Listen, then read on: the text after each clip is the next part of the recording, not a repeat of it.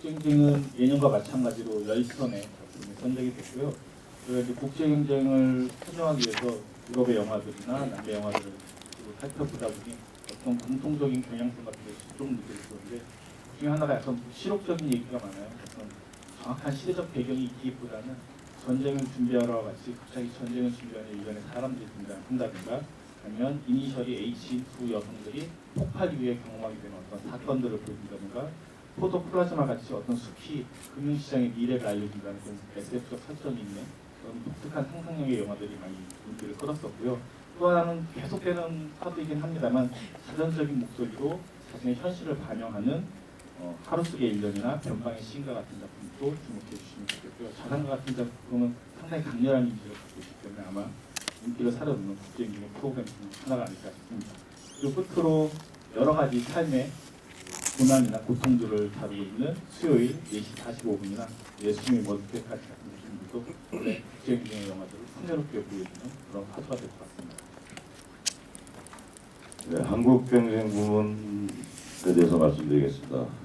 지금 한국 독립영화계가 약간 정체기, 방황기 이런 느낌을 주기도 하는데요. 그 와중에서도 뭔가 나름의 파워풀한 형식적 특장이 있는 영화들을 위주로 선정을 했다는 말씀을 드리고 싶습니다. 대체로 시대가 좀 그래서 그런지 굉장히 묘한 내용을 다룬 그런 영화들이 많았는데, 그럼에도 불구하고 영화 엔딩에 이르러서는 뭔가 치고 올라오는 힘이 있는 그런 영화들을 선정을 해보았습니다. 다큐멘터리는 한 편이고요. 모든 영화들이 다 하나의 경향성으로 묶이지 않는, 그것도 다른 한편으로 독립영화의 인프라가 굉장히 다양하게 발달되어 있다는 걸 가지기로 한 것 같아서 올해 경쟁부문에 선정에 굉장히 만족을 하고 있습니다. 혹 미리 질문을 하실까봐 먼저 답변을 해드립니다. 올해 그 이웃한 영화제에서 작년에 세월호 다큐 쳐가지고 좀 굉장히 힘들게 있지 않습니까? 올해 이제 세월호가 없는 이유는 전혀 내지 않았습니다. 제가 뭐 일부러 겁먹고 안 뽑았다거나 이런 오해는 하지 말아주시고, 우리 조직위원장이나 집행위원장이 어머하에 아예 세월호 다큐멘터리 섹션을 만들어 볼까 이런 각오도 하고 있었는데 전혀 출품이 안 되었던 그런 말씀드리겠습니다. 한국 단편 경쟁 부분 말씀드리겠습니다. 단편 경쟁 부분에는 총 20편의 작품이 예심을 거쳐서 선정이 됐고요. 이 중에 16편의 작품이 월드 프리미어로 세계 최초로 공개되는, 전주 영화제를 통해서 공개되는 작품이 되겠습니다. 장르적으로 보자면 그 영화가 15편, 애니메이션이 2편, 다큐멘터리와 실험영화 3편, 그래서 스타일적으로 또는 형식적으로 고른 걸 보였고요. 영화의 경향을 보면 한국 사회의 어떤 요즘의 세태나 풍토, 폭력이라든가 빈곤, 소외 이런 테마를 주로 다룬 단편 영화의 고유한 주제이기도 한데, 이런 작품들이 각각의 감독들의 개성이 묻어나는 방식으로 드러나는 그런 작품들이 선정이 되었습니다. 이어서 같이 그 월드 시네마스케이프의 스펙트럼 부분도 소개를 해드리겠습니다. 스펙트럼 부분은 총 40편의 작품을 골랐는데요. 작년에 비해서 한 10편 정도가 증가를 했습니다. 그래서 세계 영화의 어떤 굉장히 폭넓은 방향과 지형 이런 것들을 한 섹션 안에서 다 확인할 수 있는 그런 작품들이 될 것 같고요. 좀 주목을 해볼 부분들은 전주영화제의 어떤 지향점이기도 한데, 젊은 독립영화 감독들의, 전 세계 독립영화 감독들의 작품들이 굉장히 많이 출품이 됐고요. 그 중에 미국 인디펜던트 영화의 어떤, 근데 요즘에 주목받고 있는 감독 중에 하나인데, 알렉스 로스페리 같은 감독은 1년에 2편의 영화를 찍었습니다. 그래서 2편의 작품이 지상의 여왕과 리스너 투 2편의 작품이 모두 초청이 됐고요. 그리고 영국 출신의 피터 스트링랜드 감독의 듀크 오브 버건디라고 하는 굉장히 매혹적이고 또 특별한 개성을 보여주는 그런 작품입니다. 이 작품도 주목을 해보시면 좋을 것 같고, 그리고 일정한 어떤 커리어를 쌓은 경력을 가지고 있는 중견 감독들의 작품들로 포함되어 있습니다. 프랑스 세드릭 칸 감독의 와일드 라이프라든가, 하이메 로살레스 감독의 아름다운 청춘, 그리고 윈터스본이라는 영화로 우리들에게 좀 알려져 있는 에브라이 브레니 감독이 만든 다큐멘터리 영화 스트레이독 같은 작품들이 많은 영화 관객들의 주목을 받을 만한 스피커 섹션의 작품이라고 생각됩니다. 네, 월드 시네스케이프 마스터즈란 이름에 걸맞는 감독들의 영화를 저희가 모으려고 상당히 노력을 했는데요. 예시카 하우즈너, 올리 자이델, 토마스 앤더슨, 로맨 코필, 페드로 코스타, 유진 그린, 마이클 윈터버턴, 파스칼 페락, 브루노 디모 등등의 신작들을 볼 수 있고요. 특히 페드로 코스타는 상당히 오랜만에 영화를 만들고 또 전주 영화제를 찾아올 것이기 때문에 그런 부분들의 만남이 또 저로서도 상당히 기대가 됩니다. 특히 하나 꼽고 싶은 작품 중 하나는 알랑 까발리의 천국이라는 비디오 에세이 화법으로 만든 영화인데요. 아마 근래 보기 드문 예술적 거장의 어떤 목소리, 풍모를 이 영화를 통해서 확인해 보실 수가 있을 것 같습니다. 네, 코리아 시네마스케이프 부분은 한국 경쟁과 달리 2편 이상의 영화를 만든 감독들의 신작을 상영하고 또 경쟁에는 포함되지 않았지만 뭐랄까요, 좀 장르적 관성이 있지만 좀 만듦새가 좋은 그런 영화들을 뽑았습니다. 이 섹션 역시 하나의 경향을 굽히지 않는 다양한 작품들이 있는데, 이를테면 박겸 감독의 연길이나 또 민병훈 감독의 평정제한 행정제다 같은 굉장히 실험적인 다큐멘터리가 있는가 하면 아주 매끈하게 잘 뻗어진 드라마 안슬기 감독의 해외에서 소년에게 뭐 이런 영화도 있고, 또 노경태 감독의 블랙스톤 같은 좀 아방가르드한 실험적인 스타일이 강한 그런 영화들도 있고, 현재 젊은 감독들 외에 이제 어느덧 30대 중후반 이상의 감독들이 어떠한 작품 세계를 가지고 진화하고 있는가라는 걸 살펴볼 수 있는 그런 섹션으로 끝내보았습니다. 익스펜디드 시네마 말씀드리겠습니다. 익스펜디드 시네마는 작년에 이 섹션의 이름을 개칭을 했는데요. 개칭을 하면서 몇 가지 이제 지향점들을 설정을 했습니다. 영화의 어떤 현재적인 상황, 영화라는 매체가 어떤 방향으로 새롭게 뻗어나가고 진화해가고 확장해 나가는가 하는 것을 살펴볼 수 있는 그런 섹션으로 자리매김을 하고자 했고요.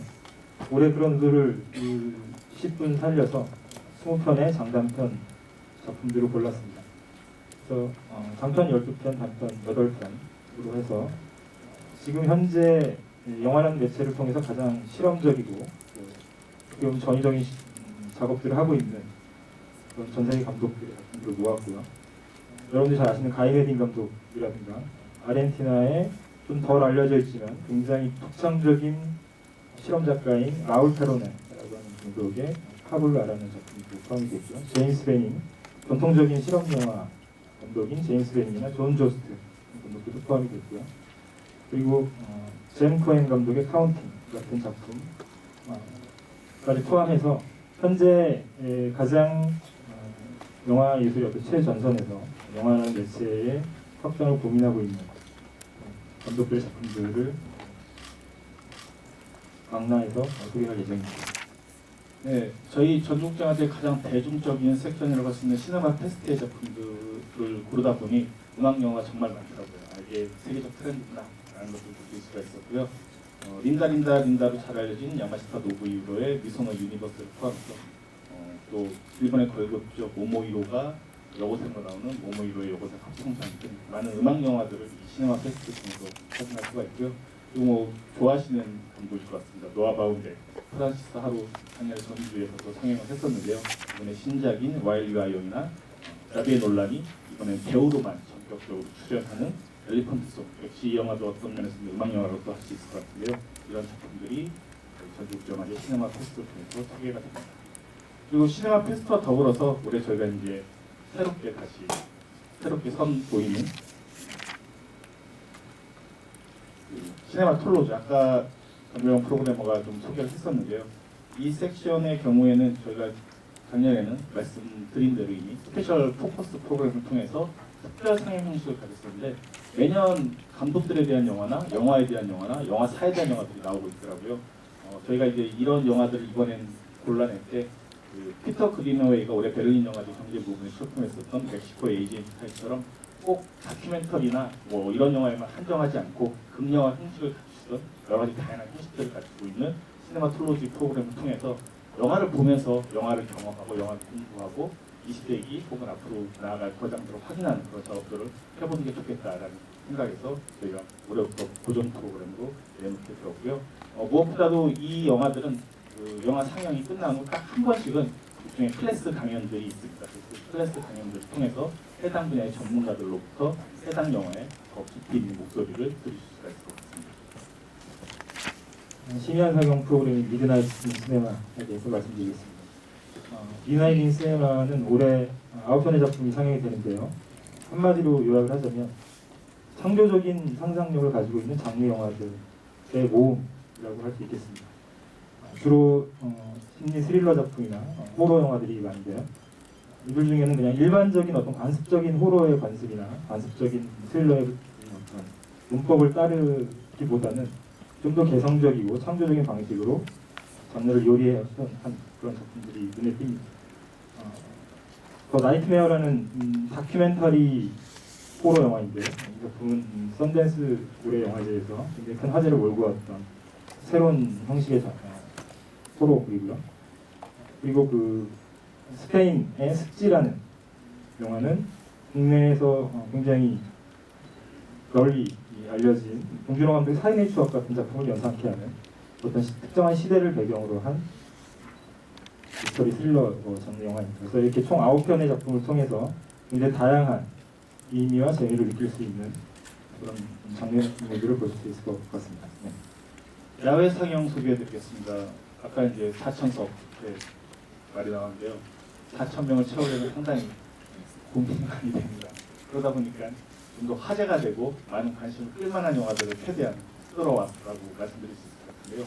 헬레먼트가 그 배우도 유명한데 감독으로 데뷔했던 라이드라는 영화를 포함해서 아드만 스튜디오의 애니메이션인 슌더십, 그리고 스티븐 달드리의 신작인 트래쉬, 마이클 윈터버튼의 이탈리아 여행 레시피들, 어떻게 보면 많은 사람들이 함께 즐길 수 있는 영화들을 야외 상영을 통해서 선을 보니 많은 관심과 기대를 부탁드리겠습니다. 네, 마지막으로 스페셜 포커스 섹션에 대해서 말씀드리겠습니다. 스페셜 포커스는 전주 영화제의 핵심 강조점이 찍히는 프로그램 중에 하나인데요. 올해는 3편의 특별전과 회고전을 준비했습니다. 첫 번째로 그 국가특별전으로 그리스 뉴웨이브 특별전을 준비했는데요. 몰락한 신화 그리스 뉴웨이브의 혁신이라고 하는 제목으로 2000년대 후반부터 전 세계 영화계에서 가장 주목받고 있는 국가 중에 하나입니다.